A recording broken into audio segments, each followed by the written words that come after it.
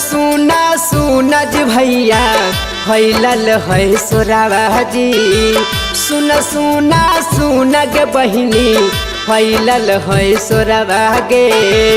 पुन पाछ में जिला परिषद से नीलम देवी के जीतई है गे। पुन पाछ में जिला परिषद से नीलम देवी के जीतई है गे। पुन पाछ में जिला परिषद से नीलम देवी के जीतई है गे। सुना सुनज चाचा फैलल हो सोरावा जी। सुना सुनज चाची फैलल हो सोरावा जी। पुन पाछ में जिला परिषद से नीलम देवी के जीतई है गे।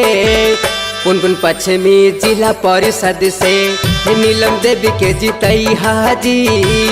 पुन पाछ में जिला परिषद से नीलम देवी के जीतई हाजी। गरीब मजदूरों का नेता कैसा हो? गरीब मजदूरों का नेता कैसा हो? छात्र नौजवानों का नेता कैसा हो? छात्र नौजवानों का नेता कैसा हो? गरीबन के सनमा हथिन नीलम देवी रहे नमा गे। मजदूर के सनमा हथिन नगेश्वर पासा हमान जी। फिर से जीतई है गे बहिनी कर धुन खूब काम गे। फिर से जीतई है गे बहिनी कर धुन खूब काम गे। फिर से जीतई हाजी भैया कर धुन खूब काम जी। इनकलाब जिंदाबाद, CPIM जिंदाबाद। पुन पश्चिमी के जिला परिषद कैसा हो?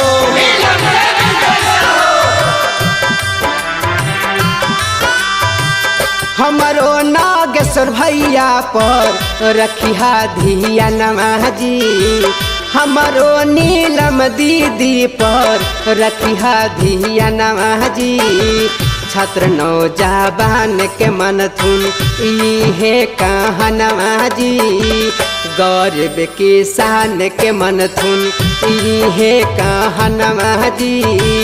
मजदूर किसान के मन थुन इहे कहा नमाजी। इनकलाब जिंदाबाद, CPIM जिंदाबाद। पुन पश्चिमी के जिला परिषद कैसा हो? पुन पश्चिमी के जिला परिषद कैसा हो? भरमुखा देहुज चाची इनके आशीर्वादवा जी। भरमुखा देहुज चाचा इनके आशीर्वादवा जी। पुन पाछ में जिला परिषद से नीलम देवी के जीतई हाजी। पुन पाछ में जिला परिषद से नीलम देवी के जीतई हाजी। पुन पाछ में जिला परिषद से नीलम देवी के जीतई हाजी। सुना सुनज भैया फैलल है सोरावा जी। सुना सुनग बहिनी फैलल है सोरावा गे। पुन पाछ में जिला परिषद से नीलम देवी के जीतई है गे। पुन पाछ में जिला परिषद से नीलम देवी के जीतई है गे। पुन पाछ में जिला परिषद से नीलम देवी के जीतई है गे।